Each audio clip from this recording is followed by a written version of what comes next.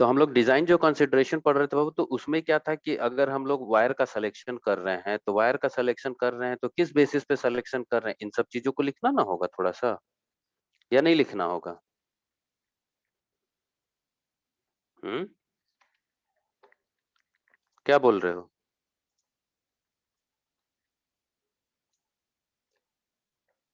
हाँ या नहीं? लिखना होगा सर। Yes sir. यस उन सर। सब चीजों को थोड़ा सा मेंशन करते हुए यहाँ पे पूरा आंसर लिखोगे कि डिजाइन कंसिडरेशन कर रहे, जैसे फंडामेंटल कंसिडरेशन। फंडामेंटल कंसिडरेशन में क्या लिखना है, उसमें ज्यादा तो कुछ नहीं लिखना है, सिर्फ पोजीशनिंग ऑफ इक्विपमेंट लिखना है कि सर पोजीशन कहाँ होगा, बल्ब का पोजीशन क्या होना चाहिए, मतलब सभी कुछ ऐसा लिखेंगे ना कि इजी हमारे लिए प्रोसेस हो। अब हम मान लो किसी के यहाँ वायरिंग करने जाना, बाबा पहुंच गए हम उसके घर में, और दरवाजा के पीछे स्विच बोर्ड डाल दिया, आदमी दरवाजा खोलेगा और दरवाजा के पीछे स्विच बोर्ड है, काम होगा? क्या बोलेगा वो कि बहुत बढ़िया किए हो? खुश होगा? No sir. वो क्या बोलेगा हमको?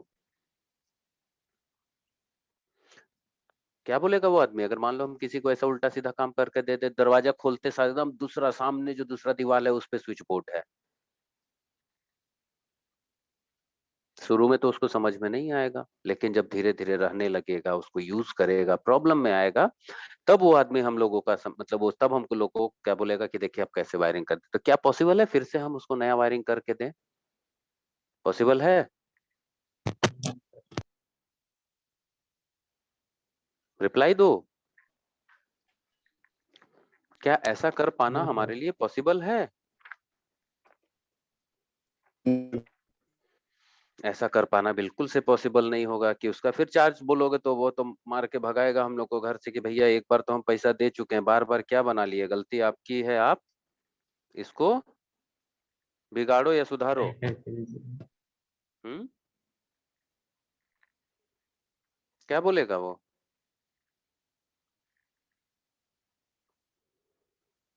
आपकी गलती है, आप क्या बोलेगा सुधारो सर? इसको। हाँ, इसको हम इसकी जिम्मेवारी नहीं ले सकते हैं। क्यों नहीं ले सकते? उसका कहना भी जेन्युइन है कि एक ही चीज के लिए चार कॉस्ट नहीं दिया जाता है।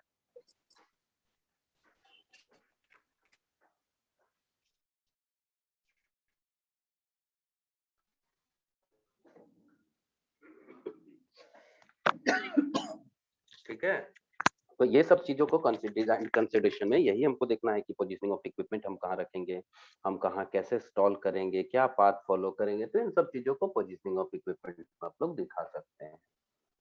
ठीक है, समझ में आया आंसर क्या लिखना है? रिप्लाई दो। Hello. Yes sir. Yes sir. हाँ, हाँ, तो इन सब चीजों को देखते हुए अच्छे से आंसर लिखोगे, डिजाइन कंसिडरेशन को करोगे। ठीक है, कंसिडरेशन में जहां पे आएगा वायर सिलेक्शन, तो वायर कैसे करते वो लिखोगे। चंद्रमणि के आंसर में देखना सिर्फ टॉपिक लिख दिया है, खैर बहुत अच्छा किया है, ऐसा खराब हम नहीं बोल रहे हैं कि, लेकिन वो क्या किया है कि आधा किया, तो हम लोग को उसको पूरा करना है। ठीक है चंद्रमणि, इस चीज को गलत वे में नहीं लेना है, लेकिन जो हमारा है हमको उसको पूरा करना है। ठीक है, सबसे अच्छा तो वैसे भी चंद्रमणि ही किया है, क्योंकि कोई दिखाया नहीं हो, और ये लड़का जब जमा किया है तो इसका मतलब सबसे बेस्ट है ना? तो वो तो हो गया असाइनमेंट का। अभी हम लोग यस सर।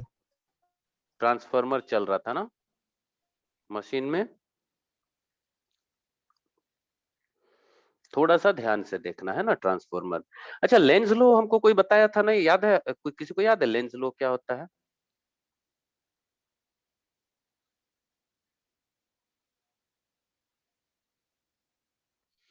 कोई बताओगे लेंज लो के बारे में कुछ? पता नहीं सर, हमको याद नहीं है। और कोई?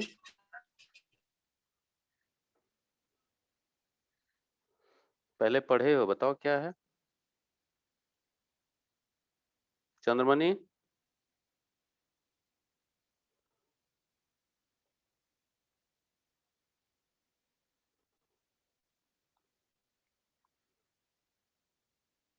सीखा?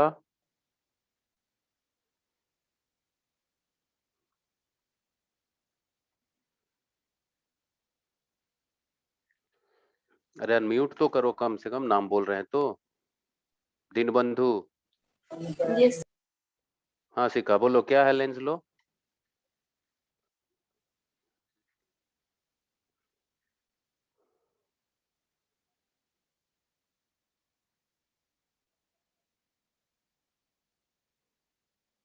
होमवर्क भी दिए थे ना, या नहीं दिए हैं? ये दिए। हाँ हाँ बताओ क्या, sir.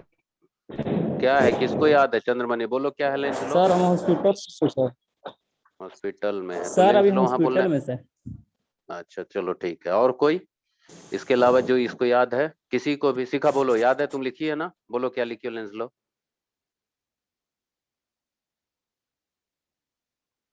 It opposes the cause, यही कुछ था। लेंस लो क्या बोलता है? इट अपोजेस द काउज, जो उसको प्रोड्यूस किया है हम उसको अपोज करेंगे। यहां तक याद रहेगा? Yes sir. ठीक, तो यहाँ तक याद रहेगा तो हम लोग आगे बढ़ रहे हैं ना। अब एक चीज हमको बताओ, आइडियल वर्ड का क्या मतलब होता है?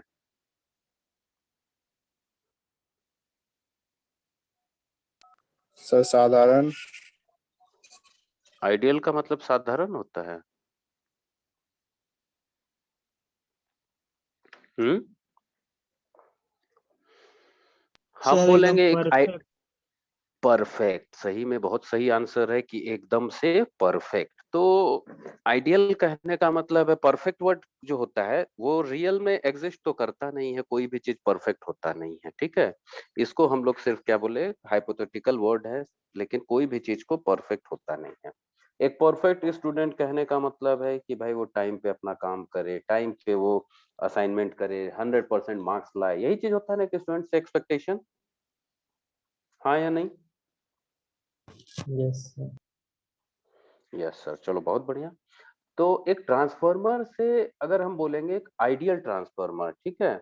आइडियल ट्रांसफार्मर अगर हम बोलते हैं तो आइडियल ट्रांसफार्मर का मतलब क्या समझेंगे फिर? बढ़िया से ट्रांसफार्मर पढ़ाई करे। उसमें एकदम कोई लॉस ना हो।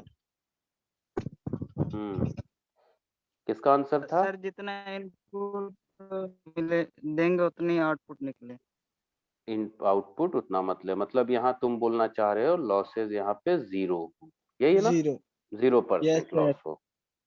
चलो यही बोलना चाह रहा, बहुत बढ़िया। मतलब हम जो इनपुट दे भैया हमको वही आउटपुट मिले। मतलब क्या है कि यहाँ पे ट्रांसफार्मर म्यूचुअल इंडक्शन पे काम करता है, म्यूचुअल पे काम करता है। तो प्राइमरी में जितना फ्लक्स है वो लिंक करे हमारे किससे? सेकेंडरी से। सेकेंडरी पे।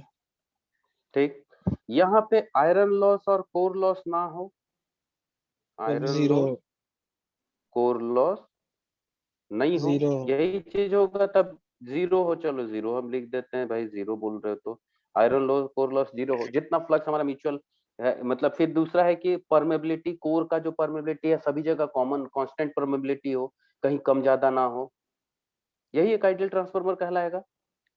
Yes sir. यहाँ पे कोई ईडी करंट लॉस नहीं हो, हिस्टैरिसीस लॉस नहीं हो, किसी भी तरीके का लॉस नहीं हो, जितना हम दे इनपुट हमको आउटपुट मिल जाए।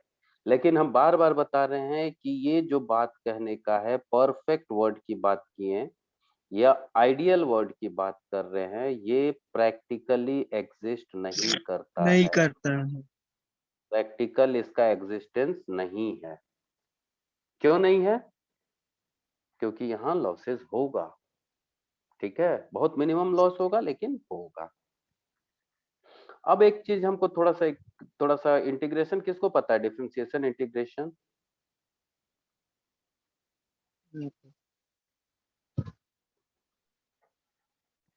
ये क्या लिखे हैं हम? नहीं, ये कोई बता पाओगे? पहले देखे हो इस इक्वेशन को? हाँ। बोलो क्या इक्वेशन है ये? ये साइनसोइडल वेरिएशन ऑफ फ्लक्स का इक्वेशन है, ठीक है। फ्लक्स। फ्लक्स, हाँ। अगर जो ईएमएफ इंड्यूस्ड होता है तो जो हमारा ईएमएफ इंड्यूस्ड होता है वो किस पे डिपेंड करता है? इसका formula E1 equal to minus N1 d phi by dt, number of turn और rate of change of flux linkage with respect of time. तो अगर ये फाई का वैल्यू को हम यहाँ पे पुट करते हैं तो यहाँ पे क्या होगा, -n1 डी, हम पूरे लिख देते हैं phi m sine omega t by dt, यही लिखाएगा यहाँ पे या कुछ? Yes, sir. ये इंटीग्रेशन है या डिफरेंशिएशन है? differentiation, differentiate,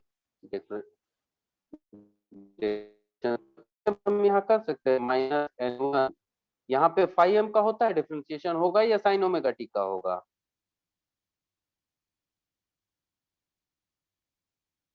sin omega t, कहीं गलत लिखे हैं, कुछ गलत है? अब इसका डिफरेंशिएशन कौन बताएगा क्या होगा?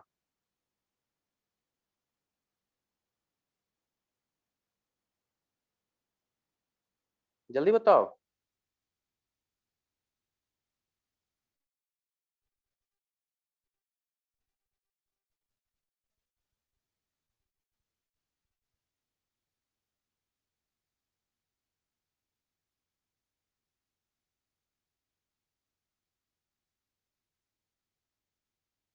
होगा या कुछ और होगा?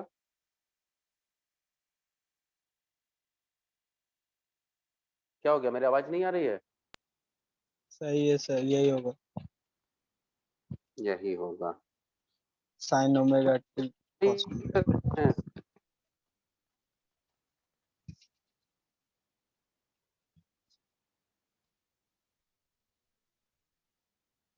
लिख सकते हैं,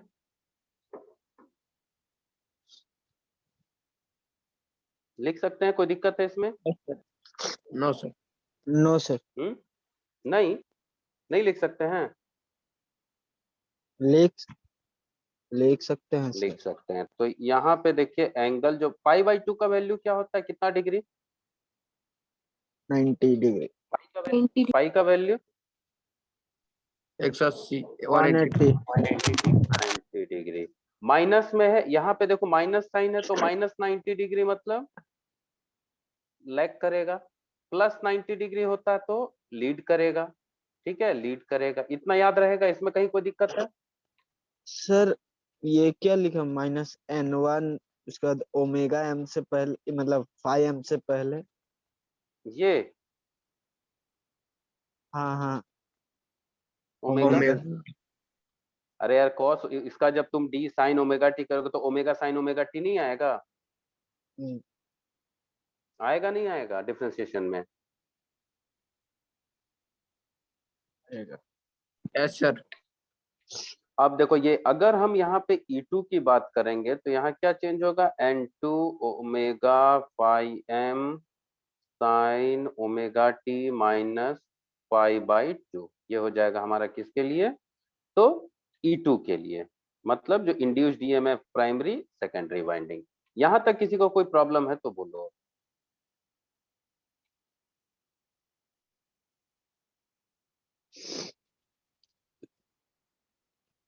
यहाँ हम लोग क्या किए, कुछ नहीं किए हैं, जो हमारा फ्लक्स का वैल्यू है उसको हम लोग इंड्यूस्ड ईएमएफ से बैठा के डिफरेंशिएट किए हैं। अब आ जाइए प्रैक्टिकल ट्रांसफार्मर में। ठीक है, हम फिर से इसको बनाते हैं, प्रैक्टिकल नहीं आइडियल ट्रांसफार्मर की बात करेंगे कि हम लोग को जो फेजर डायग्राम लास्ट क्लास में पढ़ाए थे तो शायद बहुत लोगों को टफ लग रहा था ना? हाँ या नहीं?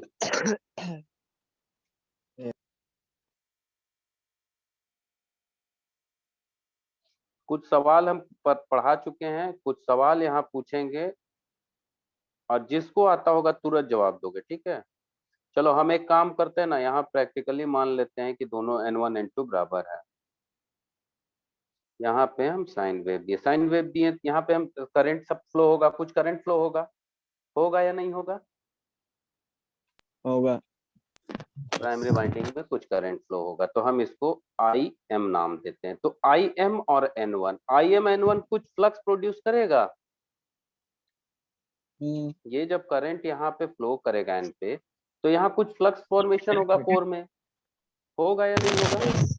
होगा सर, तो फ्लक्स का वैल्यू पाई। तो जब हम देखो जब यहाँ v दिए, v किस दिए तो क्या हुआ, im आया, im के बाद पाई आया, ठीक।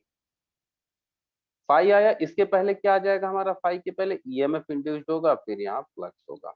कोई दिक्कत है यहाँ पे? नो अब सर। ये फ्लक्स क्या करेगा, किसको करेगा, E2 को करेगा, फिर अगर सर्किट है तो I2 को करेगा। तो सब यहाँ पे सबसे कौन बड़ा हुआ, तो V बड़ा होगा। अब एक चीज आ जाओ, ये जो प्राइमरी वाइंडिंग में देखो यहाँ से इस तरीके से जो लिंक कर रहा है फाई, तो फेजर डायग्राम बनाने के लिए सबसे पहले दोनों में कॉमन क्या चीज हमारा है, प्राइमरी और सेकेंडरी वाइंडिंग में कॉमन चीज क्या है दोनों के लिए?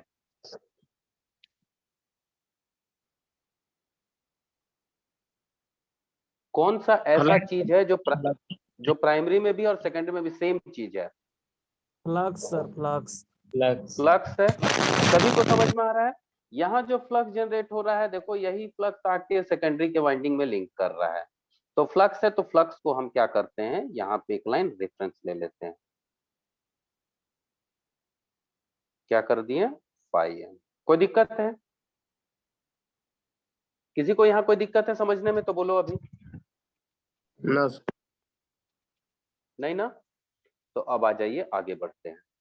अब ये हमको बताओ कि ये फ्लक्स का जो फॉर्मेशन है, फ्लक्स का वैल्यू हम बढ़ा घटा किसकी मदद से सकते हैं?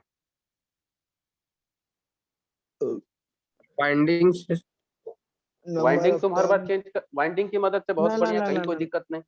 नहीं नहीं, वाइंडिंग तो है, कहीं कोई दिक्कत नहीं, वाइंडिंग नंबर ऑफ टर्न्स है। एमएमएफ जो होता है आई एन होगा, आई एम एन वन पे डिपेंड करेगा। लेकिन यहाँ पे क्या है, करंट पे डायरेक्ट है कि अगर हम करंट का वैल्यू बढ़ाएंगे तो फ्लक्स का वैल्यू बढ़ जाएगा, नहीं बढ़ेगा? और फ्लक्स का वैल्यू, हम करंट का वैल्यू कम करेंगे तो फ्लक्स का वैल्यू, कम हो जाएगा। तो दोनों एक साथ दिख रहा है। तो हम क्या कर सकते हैं, यहाँ पे इसको हम लोग फेज में बना, यहाँ पे दिखाएंगे आई एम। तो फाई एम और आई एम हमारा सेम फेज में है। कोई दिक्कत है यहाँ पे?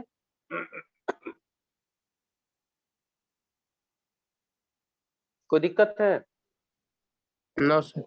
No sir. अब एक चीज देखो, यहाँ पे जो हम लोग देखे E1 और E2, E1 और E2 को जनरेट कौन कर रहा है, हमारा ये फ्लक्स जनरेट कर रहा है ना? हाँ या नहीं, बोलो। हाँ। तो जब E1 E2 को, लेकिन E1 और E2 फ्लक्स से लैग कितना कर रहा है, तो -π/2। तो -π/2 मतलब 90 डिग्री। आ जाइए 90 डिग्री इधर बना देते हैं, दोनों एक ही साथ लिख दे, E1 E2, समझ में आ जाएगा ना?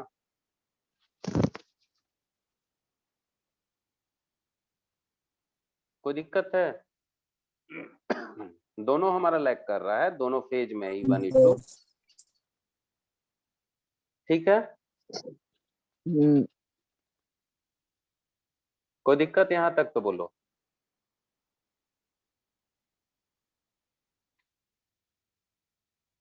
आगे बढ़ा जाए? Yes sir.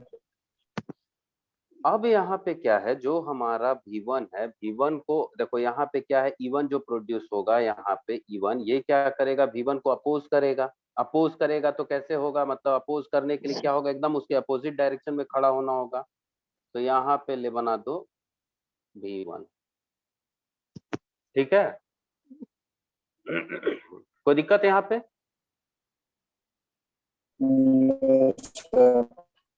अब एक तरह से हम इसको ये भी बोल सकते हैं कि सबसे बड़ा मेरा V1 है, ठीक है। V1 जब मेरा सबसे बड़ा है तो V1 हमारा, V1 है, V1 जनरेट किया है फ्लक्स को, जो हम यहाँ पे लिखे हैं, देखो इस चीज का, V1 जनरेट किया है फ्लक्स को, V1 किया है फ्लक्स को, फ्लक्स जनरेट किया है E2 को। तो सबसे बड़ा V1 होगा, V1 के बाद उस बड़ा कौन होगा, फाई होगा, फाई के बाद होगा E2 या E1। यहाँ E1 भी जनरेट हुआ है, ठीक है। तो अब मेरा कहने का मतलब है कि जो सबसे बड़ा होगा, मान लो रेफरेंस हम यहाँ पे V दे दिए, V क्या क्या है, फाई लैग करेगा, 90 डिग्री लैग करेगा, तो हम क्या करेंगे, क्लॉकवाइज बनाएंगे। फिर हमारा फाई जब यहाँ बना दिए V1, फाई से फिर क्या है, लैग करेगा E2, E1 E2, तो यहाँ पे E1 E2, ठीक है। IM इसी के साथ होगा। लेकिन ये तुम्हारा जो हम तरीका बताएं कि यहाँ पे दिख रहा है 90 डिग्री लैग कर रहा है, वो लैग क्यों कर रहा है, तो इसके चलते। क्लियर है यहाँ पे? ट्रांसफार्मर का फेजर डायग्राम नो लोड में समझ में आ गया सभी को? आइडियल ट्रांसफार्मर का, अभी नो लोड का नहीं है, आइडियल ट्रांसफार्मर, ये समझ में आ गया? कोई दिक्कत है तो बोलो, नहीं तो तब हम आगे बढ़ेंगे।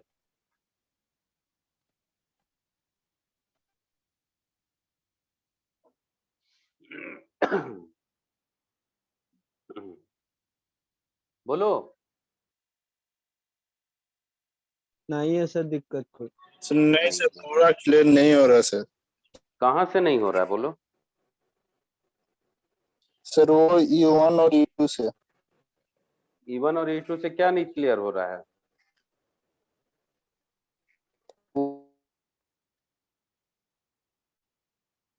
हाँ बोलो, E1 और E2 से क्या क्लियर नहीं हो रहा है? कहाँ पे एग्जैक्ट बताओ, हम बता रहे हैं फिर वहां से।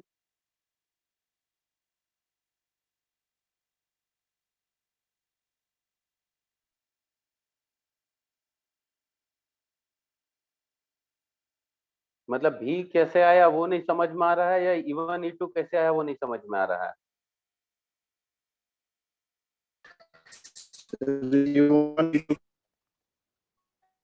देखो अब क्या है कि जैसे हमारा जो हम क्या बोले, लेंस लो, जो हमको प्रोड्यूस कर रहा है हम उसको अपोज करेंगे। तो यहाँ प्राइमरी वाइंडिंग में जो हमारा ईएमएफ इंड्यूस्ड हो रहा है वो किसको अपोज करेगा? तो अप्लाइड वोल्टेज को अपोज करेगा। तो अपोज करने के लिए क्या है, उसके बगल में खड़ा होना होगा या उसके अपोजिट खड़ा होना होगा?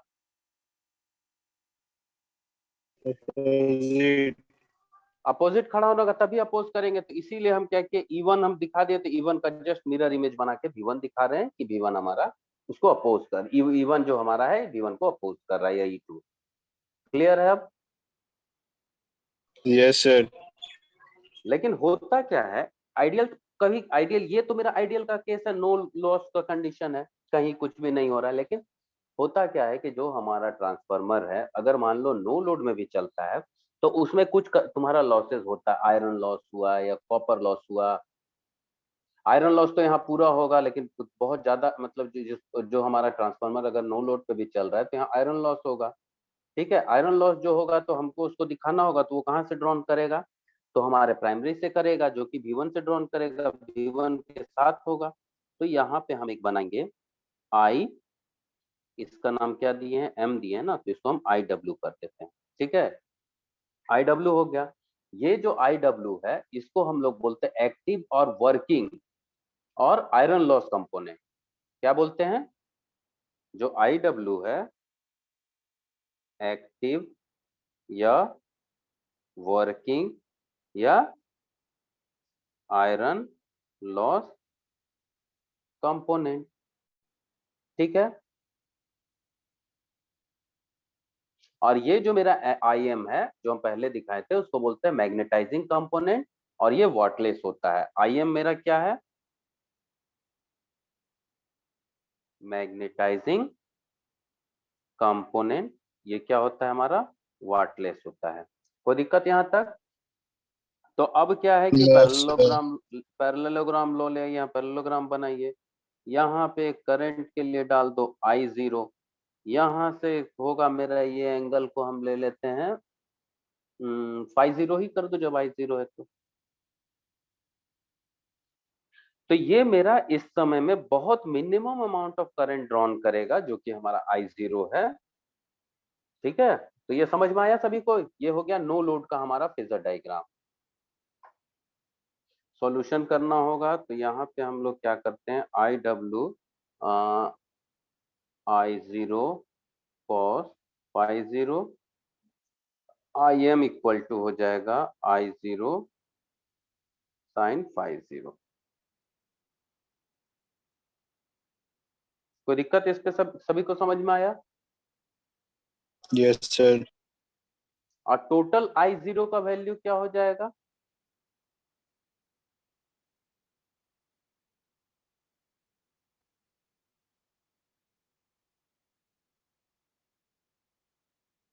इससे भी निकाल सकते हैं।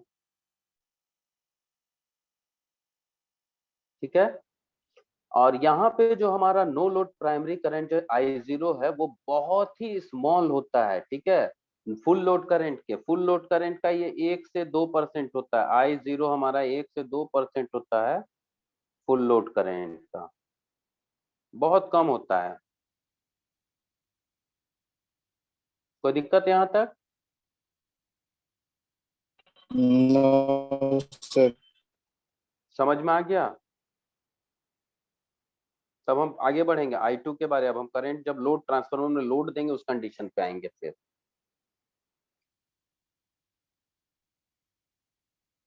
कहीं कोई दिक्कत अगर है तो बोलो, तब हम पे, नहीं तो आगे बढ़ेंगे। No, sir. नहीं, ठीक, आ जाइए आगे। ट्रांसफार्मर देखो, ट्रांसफार्मर ऑन लोड मतलब सेकंड, ट्रांसफार्मर नो लोड कहने का मतलब इसमें क्या है, जो सेकेंडरी है मेरा वो क्या है, ओपन सर्किट है ना? सेकेंडरी ओपन सर्किट है ना? Yes, sir. Yes sir. अब आ जाइए हम लोग बनाते हैं ट्रांसफार्मर ऑन लोड।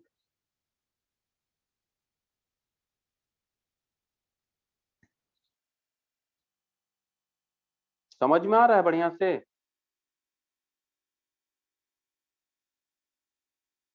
या दिक्कत हो रहा है?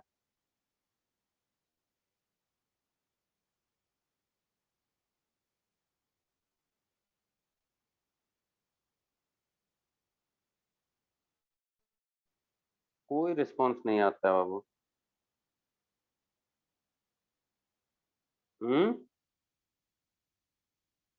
समझ में आ रहा सर। अरे तो हाँ तो बोलो बाबू, कम से कम हमको भी तो फील होना चाहिए ना कि पढ़ा रहे हैं तो समझ में आ रहा है, या हम सिर्फ टाइम पास कर रहे हैं। अगर टाइम पास हो रहा है तो भी बोल दो।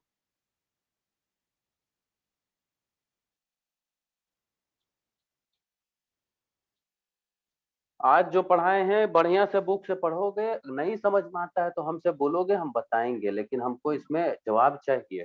ठीक है, जब हम मान लो यहाँ पे कुछ सप्लाई देते हैं साइनसोइडल, तो यहाँ पे वोल्टेज V1 होता है। ठीक है, यहाँ पे करंट हमारा क्या फ्लो होगा, I0 ही मान लेते हैं। यहाँ पे एक लोड हम दे देते हैं, इसमें I2 करंट फ्लो होता है, लोड में दे रहे हैं तो।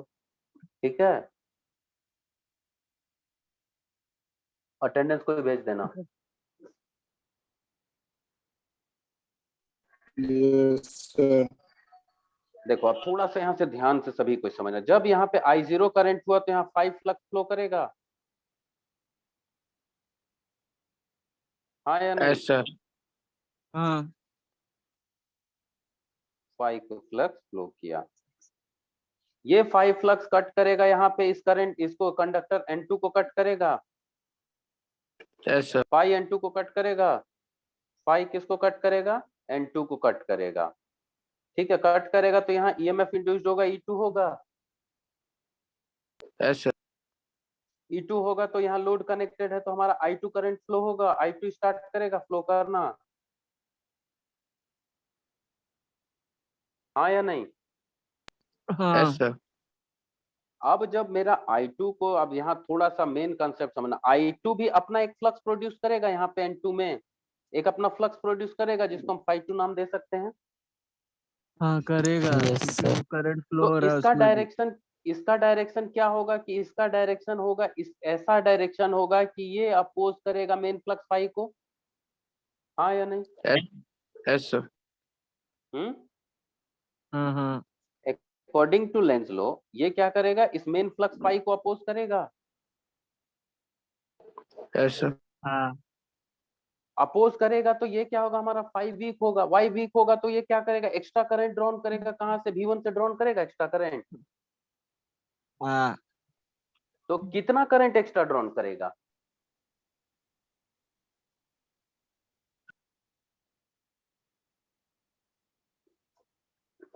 कितना करंट एक्स्ट्रा ड्रॉन करेगा, जितना उसको स्टेबल होने के लिए चाहिए, मतलब अपना स्टेबल पुराना होने के वैल्यू लिए के लिए। चाहिए।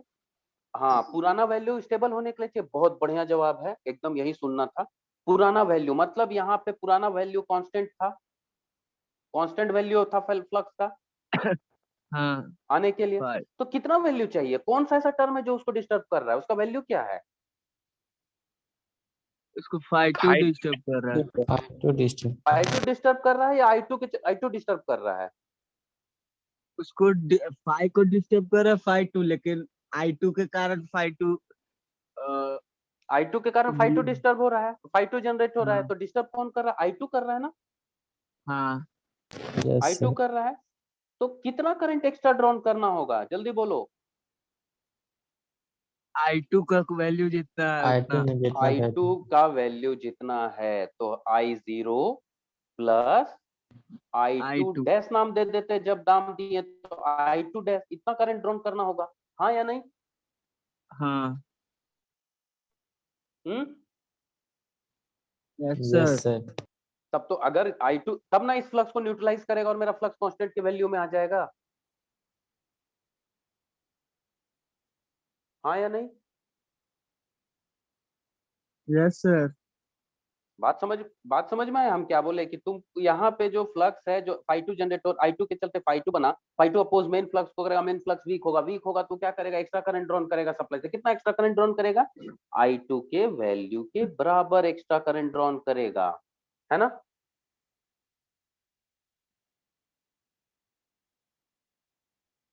हाँ या नहीं? Yes sir.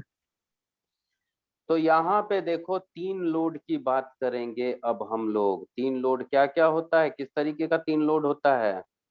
रेजिस्टिव, हम्म कैपेसिटिव और inductive. Resistive, inductive, capacitive load की बात करेंगे। इसमें क्या होगा? VI फेज में रहेगा, इसमें यहाँ V होगा तो I लैग करेगा, लैग करेगा यहाँ अगर और V इसमें होगा तो लीड करेगा I, यही I होगा लीड ना? कर। अब आ जाइए फेजर डायग्राम जो हम लोग पढ़े हुए थे वहां के बाद की बात करते हैं। ये फेजर डायग्राम में यहाँ फाई था। अब यहाँ पे किसी को भी दिक्कत होगा तुरंत बोलोगे, अब देर नहीं करना बाबू, क्योंकि हम बहुत बढ़ चुके हैं आगे हम लोग। वापस अब जाने का समय है, नाम बोलते जाओ फाई। यहाँ पे हम दे देते हैं चलो E2, यहाँ पे हम दे देते हैं भी V1। अब देखो एक मेरे पास यहाँ पे नो लोड करंट था I0, रेजिस्टिव लोड है, एक्स्ट्रा करंट कितना ड्रॉन करना है? तो यहाँ पे हम नाम दे देते हैं I2 डैश। I2 डैश का मिरर इमेज बना दीजिए यहाँ पे I2, इसका पैरेललोग्राम ले लीजिए, कितना करंट ड्रॉन करेगा? तो यहाँ पे इसको नाम दे देते हैं I1, इतना करंट ड्रॉ करेगा। तो ये किस लोड के लिए है? Resistive load. फेजर डायग्राम समझ में आया? रेसिस्टिव लोड का V और I साथ में रहेगा, हाँ या नहीं? हाँ सर। इंडक्टिव का हम बता दे रहे हैं, बाकी नेक्स्ट बनाओगे। इंडक्टिव में क्या हो जाएगा? चलो फेजर का हम फाई को यहाँ ले लेते हैं, यहाँ पे मेरा E2 हो जाएगा, ये मेरा V हो जाएगा, यहाँ V, ये मेरा I0 कर लो। कुछ लैग करेगा, कुछ वैल्यू यहाँ पे हम देंगे I2 डैश, इसका जितना लेंथ है उतना ही मिरर इमेज बनाएंगे I2, दोनों का यहाँ I1। समझ में आ गया ये वाला? कोई दिक्कत है? बोलो। No sir. Inductive sir load का ये हो गया। सर हाँ फिर बोलो। से बताइए ना। हम क्या बोले कि V से लैग करेगा, इंडक्टिव लोड है I2, तो I2 को क्या कर दिए? यहाँ से सर्टेन एंगल लैग करा दिए। ये मेरा फाई 0 हो गया, फाई 2 डैश, फाई 1 तो लैग करेगा V से। तो I2 को क्या किया? V से लैग करके बना दिए, थोड़ा क्लॉकवाइज डायरेक्शन में लैगिंग में बनाते हैं। हाँ लैगिंग में क्लॉकवाइज डायरेक्शन बनाते हैं, तो फाई 2 डैश इंग्लिश से इसको लैग करा दिए। अब हमारा I2 डैश के बराबर I2 है, तो जितना लंबा इसको स्केल से नाप के लाइन खींचे हैं उतना ही हम I2 को उसका मिरर इमेज बना देंगे और उसका नाम I2 देंगे। पैरेललोग्राम बना देंगे, इस लाइन को 0 से मिला देंगे, तो जितना मैग्नीट्यूड आएगा I1 का उतना ड्रॉन करेगा I1 से। तो ये हो गया इंडक्टिव। अब कैपेसिटिव का क्या होगा? इस तरीके का जाएगा, इसका मिरर इमेज बनाएंगे और इसको मिलाएंगे, तो यहाँ फिर करंट जो भी वैल्यू आएगा पैरेललोग्राम ऐसे करेंगे। कैपेसिटिव का तुम्हारा देखोगे ट्रांसफार्मर ऑन लोड, ठीक है। ये हमारा क्या था? यहाँ पे हम लोग बिना रेसिस्टिव ड्रॉप, बिना रिएक्टिव ड्रॉप इसके बनाए हैं। ठीक है, यहाँ पे ट्रांसफार्मर में अभी तक कोई भी वाइंडिंग रेजिस्टेंस या कोई भी रिएक्टिव या इंडक्टिव ड्रॉप हम लोग नहीं दिखाए हैं। अभी ये सिर्फ नॉर्मल नो लोड का कंडीशन है। इसके बाद भी आएगा क्या, रेजिस्टिव ड्रॉप आएगा, इंडक्टिव ड्रॉप आएगा, वो सब चीज को हम लोग को देखना है, तो वो हम नेक्स्ट क्लास में बताएंगे। ठीक है, अटेंडेंस कोई भेज दिए? Yes sir. समझ में आया ये वाला ट्रांसफार्मर का? कहीं भी कोई दिक्कत है जल्दी बोलो।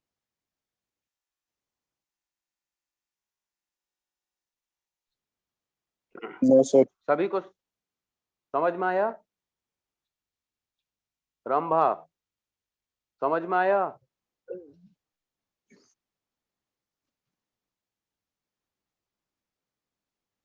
सुमन समझ में आया?